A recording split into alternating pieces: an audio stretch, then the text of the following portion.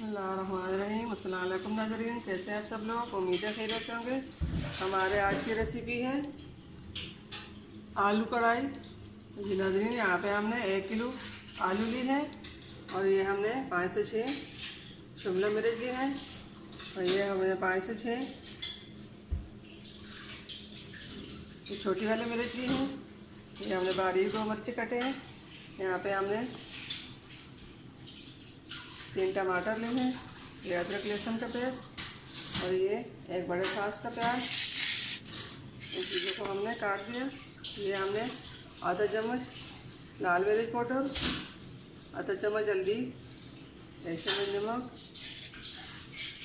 1 चम्मच साबुत जीरा और ये पिसी हुआ सूखा धनिया।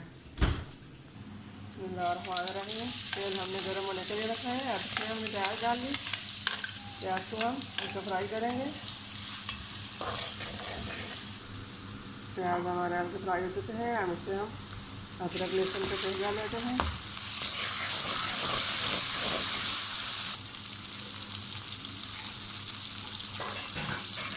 अब इसमें आलू डाल लेते हैं।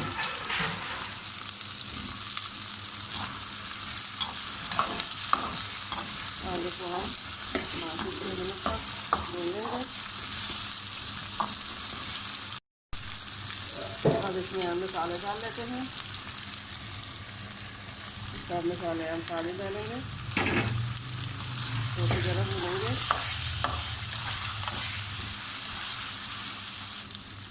आलू हमारे अच्छी तरह भुज गए।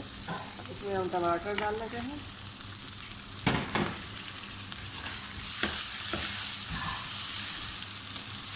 टमाटर गलने तक हम भूनेंगे।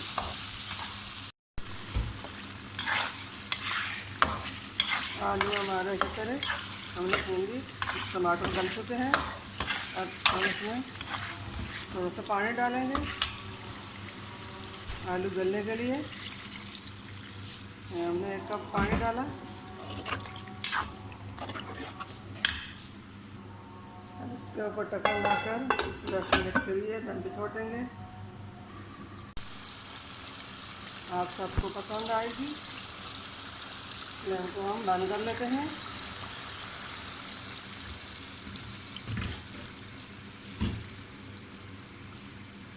इनको हमने बंद कर दिया।